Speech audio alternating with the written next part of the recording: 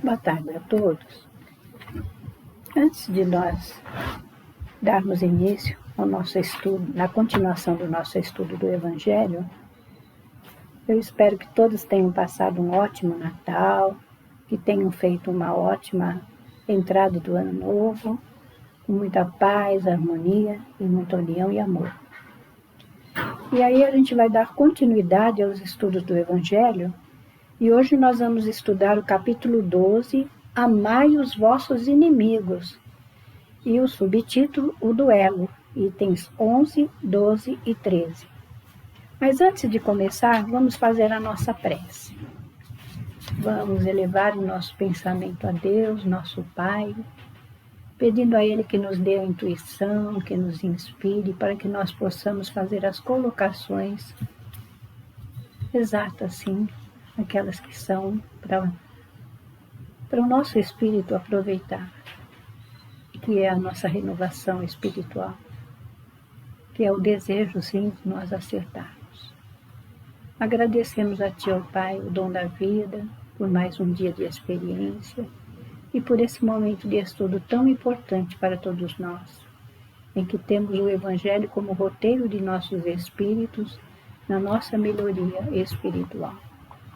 Que seja, Senhor, em Teu nome, em nome de Maria, em nome de toda a direção espiritual da Casa do Caminho, mas, acima de tudo e sempre, em nome de Deus, nosso Pai, que encerrando essa prece, possamos dar início ao estudo do Teu Evangelho na tarde de hoje.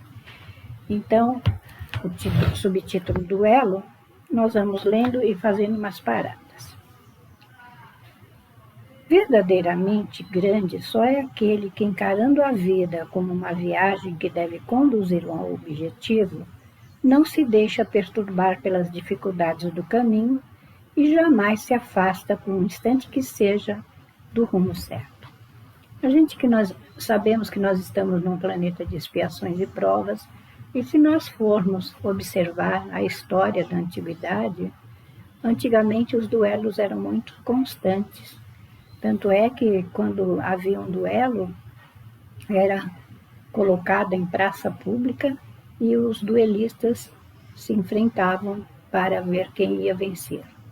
Mas a gente sabe que o duelo não existe mais da forma que existiu. Mas se a gente for observar, todos os dias há muitos duelos. Aí a gente vê as guerras, as destruições, né? Tanta dor. Para que isso? É porque o homem ainda é muito orgulhoso e ele toma as atitudes como pontos de vista, a sua vontade, o seu desejo de imperar aquilo que ele quer. E Jesus nos ensinou muito bem, quando aqui esteve, que nós não precisamos de poder, que nós não precisamos ser orgulhosos nem vaidosos. Nós temos que ser fraternos e solidários, nós temos que verdadeiramente ser irmãos, porque este é o objetivo. Deus é o nosso Pai, Jesus nosso irmão maior, e nos trouxe todos os conceitos que são inerentes à nossa caminhada, né? E aí ele fala, com um olhar incessantemente dirigido para a meta que deseja alcançar, pouco lhe importa que as dificuldades e os espinhos do caminho possam arranhá-lo. Eles apenas roçam nele, levemente sem o ferirem, sem o impedirem de continuar sua caminhada. Aí ele ainda fala, arriscar seus dias para vingar-se de uma injúria é recuar diante das provas da vida. É sempre um crime aos olhos de Deus. E se não estivéssemos tão iludidos como estáis, e se não estivesseis tão iludidos como estáis pelos vossos preconceitos, veríeis isso como uma ridícula e suprema loucura aos olhos dos homens. Então a gente sabe que tudo isso é um conceito de uma antiguidade, e se a gente for perceber, tem muitos homens que ainda pensam dessa forma, de lavar a honra com o sangue dos seus irmãos. Mas Deus não nos deu o direito de tirar a vida de ninguém, nem da nossa própria vida. Nós não somos donos de nada. Todos estamos aqui com empréstimos que teremos que prestar contas quando deixarmos este corpo de carne, porque na realidade nós estamos aqui para purificar o nosso espírito, para nos libertarmos de velhos hábitos do passado. E se a gente quer que o planeta melhore, é a partir dos nossos atos, sentimentos, para que a gente possa realmente mudar o mundo, né? E ele ainda fala que o homicídio cometido por duelo é crime, e a vossa própria legislação o reconhece. Ninguém tem o direito de hipótese alguma de atentar contra a vida do seu semelhante. É crime aos olhos de Deus que traçou vossa linha de conduta. Neste caso, mais do que em qualquer outro, sois juízes em causa própria. Lembrai-vos de que sereis perdoados de acordo com que vós mesmos tiverdes perdoado. Pelo perdão, aproximai-vos da divindade, porquanto a clemência é irmã do poder. Então a gente não pode julgar ninguém, porque com a mesma força que nós julgarmos, nós seremos julgados.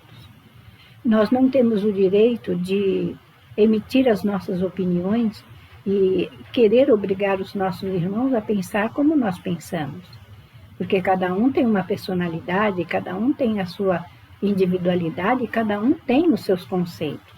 Se eu tive uma vida regrada, se nos princípios cristãos, de fazer o bem, de amar o meu irmão, e aqui Jesus, quando veio, ele nos ensinou a amar os nossos inimigos, não da mesma forma que se ama um amigo, mas desejando todo o bem a ele, que ele seja feliz, que ele possa realizar aquilo que ele deseja, porque esse é o objetivo da nossa caminhada. E aí nós vamos falar um pouquinho sobre o duelo. Lá no Livro dos Espíritos, na parte 3ª do capítulo 6 da Lei de Destruição, fala-se sobre o duelo. Kardec pergunta aos espíritos: pode-se considerar o duelo como um caso de legítima defesa? E os espíritos responderam a Kardec: não, é um assassínio e um costume absurdo, digno dos bárbaros. Lembra que eu falei que outrora, nos tempos bárbaros, havia esse tipo? Porque quando os homens se chamavam assim para brigarem, o povo todo se afastava e deixavam só o centro livre para que houvesse essa briga, essa contenda, para ver quem que saía vencedor. E ele fala: com uma civilização mais adiantada e mais moral, o homem compreenderá que o duelo é tão ridículo quanto os combates que outrora se consideravam como juízo de Deus. E aí a gente sabe que lá na frente vai falar sobre isso, que usava-se o juízo de Deus para colocar a mão da pessoa na água fervendo, e aquele que tivesse mais resistência à dor seria considerado inocente. Ou se não, colocava a mão numa brasa bem quente, um ferro quente, e quem suportasse seria considerado o inocente. E aí a gente sabe que lê do engano, né? Porque nem sempre aquele que tem uma resistência física pode estar com a razão. E aí a gente vê que há muitos equívocos. A gente interpreta as coisas, às vezes, de uma forma muito errônea, mas nem por isso Deus nos deixa de dar a oportunidade de todos os dias a gente analisar. Aí a gente vê que a doutrina é de reflexão, é para que você raciocine sobre aquilo que você está observando. Se você está vendo um ato bárbaro diante dos teus olhos, você vai ser conivente com aquilo que está acontecendo. Você não precisa brigar, você só pode colocar: não, meu irmão, não vamos agir dessa forma. Tem tantas formas da gente resolver os problemas, que de uma forma pacífica. A gente não deve considerar tudo a ferro e fogo, como a gente costuma dizer, mas a gente tem que ter noção. Aí a gente pensa: Jesus tinha muito mais para nos cobrar diante de tudo que nós deixamos ele passar. Foi uma semana de flagelos, foi alçado uma cruz, colocaram-lhe uma coroa de espinhos, deram-lhe vinagre, espetaram-lhe as costelas com a lança. Quanto ele tinha para nos cobrar sobre as injustiças que foram cometidas contra ele? Ele que não tinha nada para resgatar, porque ele sempre foi um espírito puro, tanto é que ele se preparou 1000 anos para adentrar na atmosfera da Terra, para vir ensinar a nós como nós deveríamos andar no mundo. E olha que já se passaram 2024 anos e a gente ainda vê muita barbaridade. E aí a gente percebe que enquanto houver correr na terra o sangue dos nossos irmãos através das mãos de outros irmãos, a gente ainda estará bem longe desse planeta de regeneração que a gente tanto anseia. Então que a gente possa lutar sim, que a gente possa levar o Evangelho sem impor a todos os corações que de nós se aproximam. A gente não precisa falar em religião, mas quando a gente perceber alguém que está num ato duvidoso, é o nosso dever, a nossa obrigação de fazer aquele irmão refletir sobre aquilo que ele está fazendo. A gente não pode, às vezes, se meter em qualquer lugar, né? Mas quando a gente está entre uma roda de amigos, que a gente está vendo que a pessoa está, vamos falar, descambando para um lado errado, a gente chama esse irmão no canto, conversa com ele, mostra as atitudes que ele está praticando e mostra para ele o caminho que ele deve seguir. Agora, se ele fizer, muito bem. Se ele não fizer, aí é um problema dele, da justiça, né? E ele ainda fala, no Livro dos Espíritos, poder-se-á considerar o duelo como um assassino por parte daquele que, conhecendo a sua própria fraqueza, tenha quase certeza de que sucumbirá? Aí ele fala, é um suicídio. E na subpergunta A ele fala, e quando as probabilidades são as mesmas para ambos os duelistas, haverá assassínio ou suicídio? Ele falou um e outro. Então, enquanto o homem agir friamente, que ele tomar atitudes que depois ele vai se arrepender no futuro, porque às vezes, num momento de loucura, a pessoa comete atos bárbaros e depois se arrepende. Aí tem que sofrer as consequências, né? Então é tudo relativo isso daí. A gente precisa observar bem como é que a gente está se conduzindo na vida. E ainda tem um comentário de Kardec aqui no Livro dos Espíritos que fala, em todos os casos, mesmo quando as probabilidades são idênticas para ambos os combatentes, o duelista incorre em culpa. Primeiro porque atenta friamente e de propósito deliberado contra a vida de seu semelhante. Depois porque expõe inutilmente a sua própria vida sem proveito para ninguém. Aí a gente percebe que às vezes as pessoas cometem atos que se arrependem, como eu falei anteriormente, num instante de insanidade. No momento em que ele se acha ofendido, porque se for analisar bem, se a gente estiver com a cabeça fria, às vezes aquilo que a gente recorre assim num ato de insensatez de momento, a gente vai analisar, para que eu fui fazer isso? Fui fazer uma coisa para depois me arrepender. Eu poderia ter agido de outra forma.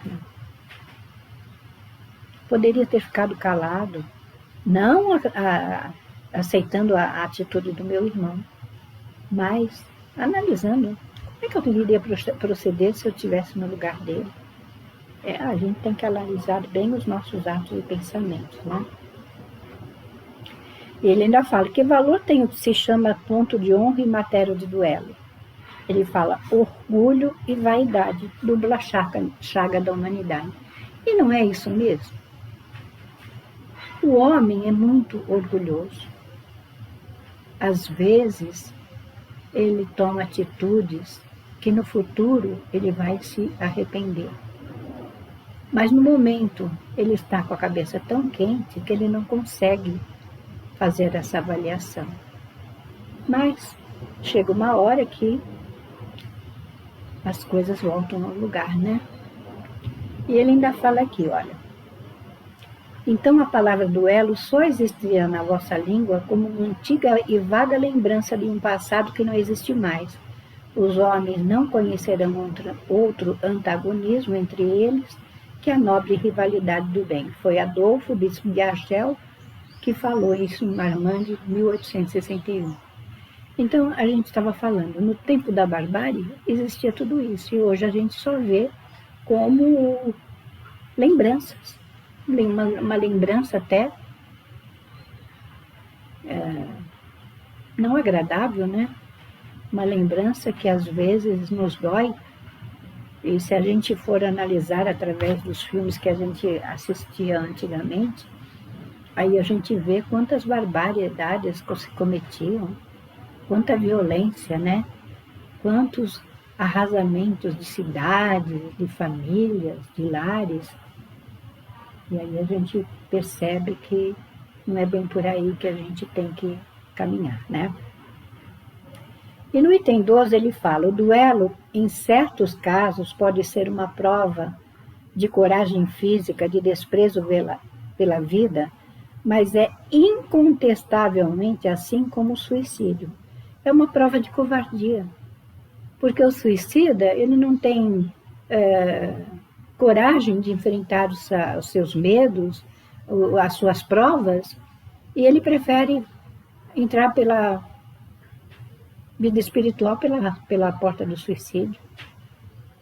Aí a gente vê que, na realidade, às vezes aquele que se coloca num duelo, ele não está querendo mais viver, ele acha que aquilo lá para ele não tem sentido, então ele vai para esse tipo de duelo e vai combater o seu semelhante. E aí a gente sabe que um dos dois irá perecer, né? E ele ainda fala assim no Evangelho, no item 12. Cristo não vos disse que é uma demonstração de maior honra e coragem o ato de oferecer a face esquerda àquele que bateu na direita do que em vingar uma injúria? E ele não fala para Pedro, Pedro, coloca a tua espada na cinta, porque se você tirar a vida do seu semelhante pela espada você perecerá. E aí a gente tem que tomar consciência disso. Então, ele condenou o duelo para sempre, com essa atitude, né? E aí a gente vê que naquele tempo as coisas eram bem mais difíceis, né? Os homens eram rudes. Tanto é que quando Jesus aqui esteve, ele teve que ensinar as pessoas através de parábolas. Ele tinha que agir de uma forma contundente, porque senão aquele povo não iria entender o que ele estava falando, o que ele estava ensinando. Então foi dessa forma que foi necessário. Mas hoje já não é mais assim.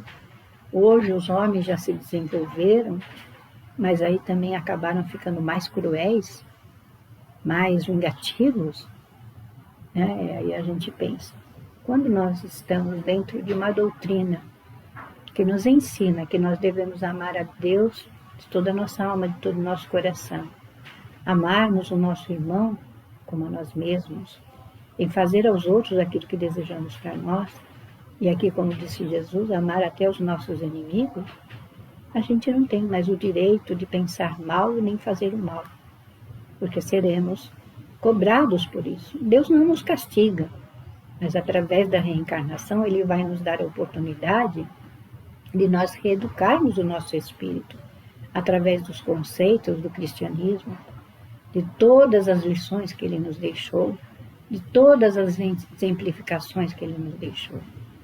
E aí estava aqui me lembrando do próprio livro Libertação, em que Gregório, naquela colônia, ele se faz de juiz do dono do mundo, porque ele vai julgando as pessoas. Tanto é que quando ele chega perto do André Luiz e do grupo que ali estava em trabalho, ele diz que eles são espíritos neutros, porque ele não consegue ver nada de ruim neles. Mas a gente lembra da mulher que ela foi uma má mãe, e ele, então, chama ela à razão, e ela se diz uma loba, e ela se transforma numa loba. E aí a gente vê quantos equívocos, né? E aí a gente percebe que Gregório, quando estava nesse local, ele já estava começando a ficar entediado, melancólico. porque todos aqueles conceitos que ele trazia em si estavam indo assim, se esvanecendo. Porque chega uma hora e a gente pensa, aquele espírito ele pode ficar 1000 anos no mal, mas quando ele se sente já sem motivo nenhum de estar ali, as coisas vão mudando de conceito. Ele vai analisando que tudo aquilo não tem cabimento, que tudo aquilo ali não tem razão de ser. E ele compreende que o caminho é outro. E aí a gente lembra de Matilde, que é a mãe dele, que ficou 30 anos se preparando para se aproximar dele, e quando ele chama a mãe para um duelo, ele pergunta quais as armas que ela tem para usar contra ele. E ela diz o amor.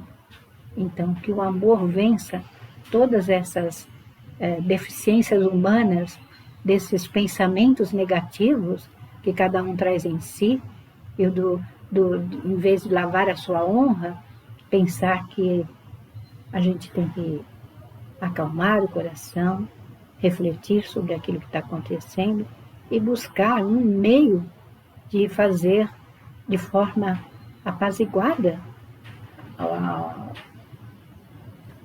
essa convivência com aqueles que não pensam como nós, né? E aí ele ainda fala, né? De fato, meus filhos, o que é então essa coragem nascida de um temperamento violento, sanguinário e colérico, que diante da primeira ofensa reage bradando? É aquilo que a gente fala, o orgulho ainda nos faz perder muitas coisas. Aí a gente percebe que nós somos tão pequeninos. Diante da grandeza que o Pai nos oferece todos os dias, de fazer a nossa vida de uma forma diferente, de convivermos com aqueles que não pensam como nós, de modo pacífico. E há uma palavra de injúria e de ofensa, que a gente não se sinta ofendido, que a gente analise que talvez aquele irmão naquele dia não esteja bem, que ele esteja com algum problema, alguma dor, que a gente não consegue compreender no momento, e a gente não pode julgar ninguém, né?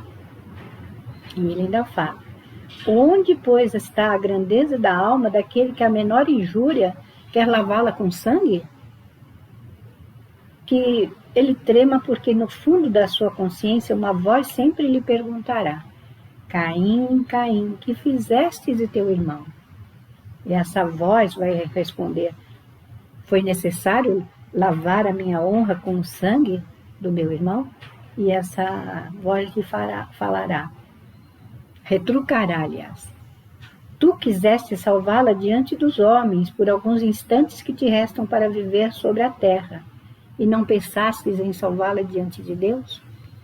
E aí a gente vê quantos crimes acontecem por nossa insensatez, por a nossa cabeça quente, como eu costumo dizer, por nós não refletirmos, não procurarmos nos acalmar para que a gente possa solucionar, né, as coisas. E ainda no final desse capítulo, ele fala, ele deu esse direito somente à natureza da gente tirar a vida dos nossos irmãos? Não deu esse direito. Ele só deu a natureza para reconstruir. Agora, quanto a vós, nem mesmo vos foi permitido dispor de vós mesmos. Lembra que eu falei anteriormente que a gente não tem direito nem de usar armas contra o nosso corpo, contra nós mesmos? Então a gente sabe que quanto mais severa não será a pena para aquele que comparecer diante dele com as mãos sujas de sangue do seu irmão.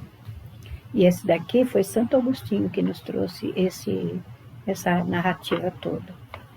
E aí a gente pensa, como Jesus, perdoai e rogai por aqueles que nos ofendem. Porque é muito mais fácil a gente levar um desaforo para casa, como a gente costuma falar, do que a gente fazer injustiças, ir contra a vida do meu irmão. E olha, às vezes o duelo não se trata só assim dessa forma, não. Quantos duelos há de pensamentos? Quantas guerras não existem em nossos pensamentos? Nós temos que avaliar tudo isso. Porque, como a gente costuma dizer, o pensamento tem forma, tem vida, tem cheiro e tem cor. Então, a gente precisa analisar o que a gente está pensando.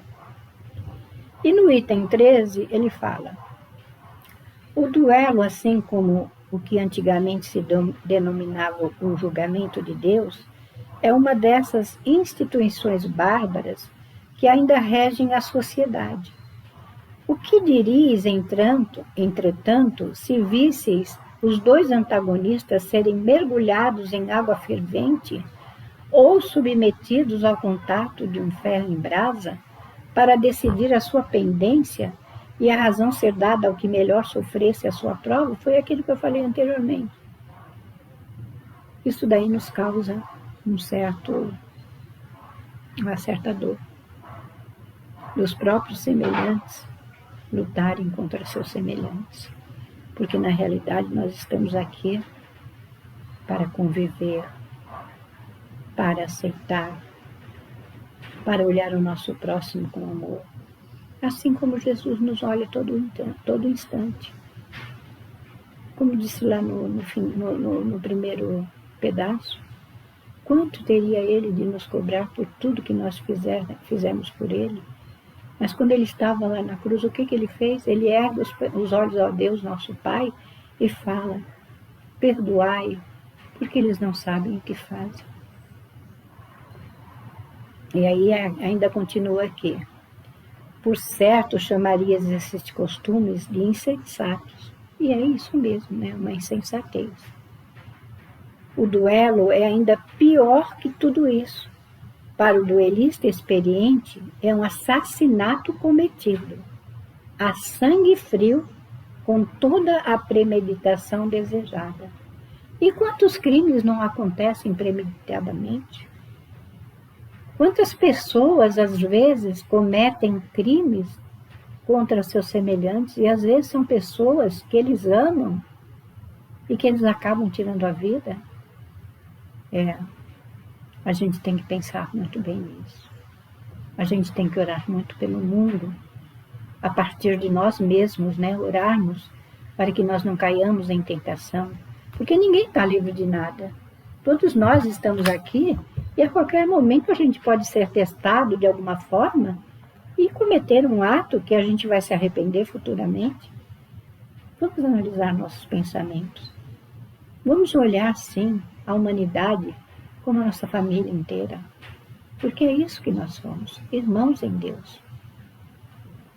E ele ainda fala: para o adversário que está quase certo de que vai morrer, em razão da sua fraqueza e da sua falta de habilidade, é um suicídio cometido com a mais fria reflexão. Então, a gente não tem o direito de fazer isso. E a gente não pode julgar nada. Porque, como eu falei, da mesma forma que nós julgarmos, nós vamos ser julgados. Então, até aqui no meu evangelho, no pé da folha, fala: julgamento de Deus. Eram assim chamadas as provas extraordinárias, às quais se recorriam quando faltavam as provas materiais para comprovar a inocência ou a culpabilidade de um acusado. Tais provas consistiam em se mergulhar o braço em uma vasilha de água fervendo, ou em pegar com a mão uma barra de ferro em brasa, ou ainda ficar com os braços elevados em cruz. Aquele que permanecesse mais tempo nessa posição ganhava a causa e era considerado inocente. Uma outra prova, também denominada julgamento de Deus, era o duelo judiciário que esteve em vigor do século X ao XII, e no qual, dos dois adversários, o vencedor era proclamado inocente. Só aos homens livres e aos nobres era permitido comprovar a sua inocência, diante de uma acusação por meio do duelo, ou provocar um adversário. Pouco a pouco foram desaparecendo esses tipos de julgamento, em que a razão e a equidade eram substituídas por um capricho da sorte. Então a gente vê que os costumes bárbaros eram violentos naquela época. Mas a gente também vai olhar que às vezes tem coisas que acontecem que a gente ainda fica meio estupefato com as atitudes, né?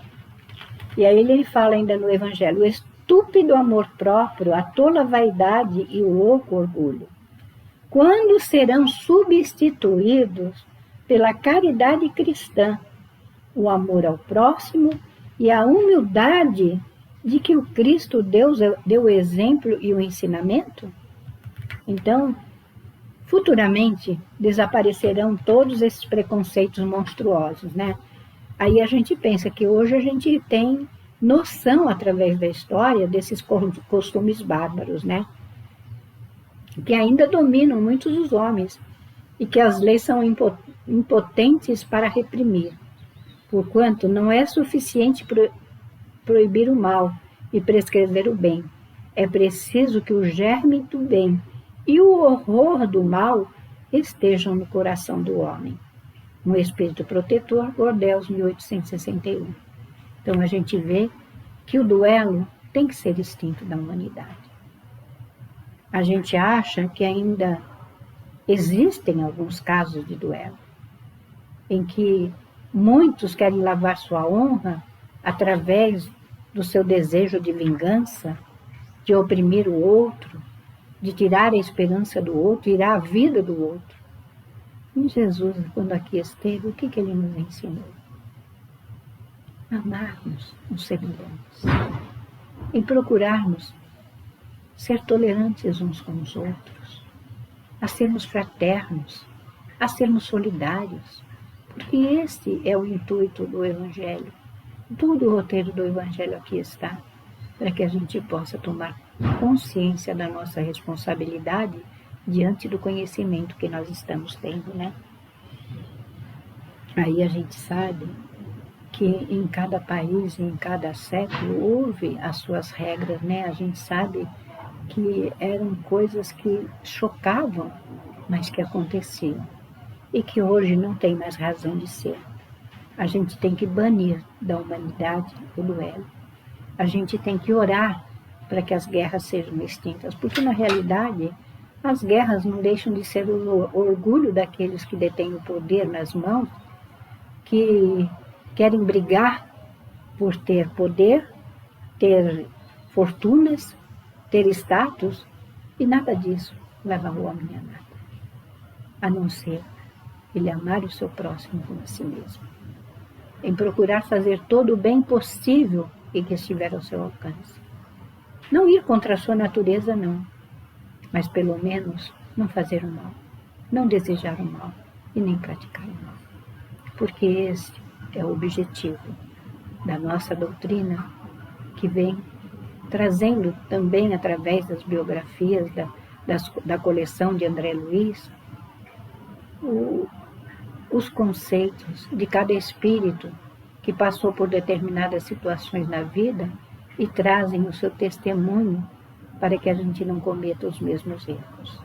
Então, que a gente busque conhecer mais, que a gente procure estudar mais, para que a gente possa estar sempre bem informado, mas não para ter status, mas para que a gente seja verdadeiramente cristão e irmão. E assim, diante deste Evangelho, que é o Consolador prometido por nosso Senhor Jesus Cristo, nós agradecemos a oportunidade do estudo, agradecemos por esses momentos que aqui estivemos e pedimos as bênçãos de Deus e de toda essa espiritualidade amiga que nos assiste, para todos os lares e todos os corações que tiverem a oportunidade de assistir esta reunião e esse estudo. E vamos agradecer a Deus pelo estudo. Vamos pedir a Ele que esteja conosco em todos os momentos da nossa vida, para que pratiquemos o bem sem interesse, mas com amor, com boa vontade e com desejo de servir e de seguir ao Cristo. E assim, Senhor Jesus, que seja em Teu nome, em nome de toda essa espiritualidade dirigente da nossa casa, que vibra e vela por cada um de nós, Em nome de Maria e, acima de tudo, em nome de Deus, nosso Pai, que encerrando essa prece, possamos encerrar esse estudo do Evangelho na tarde de hoje. Que assim seja, graças a Deus. Graças a Deus.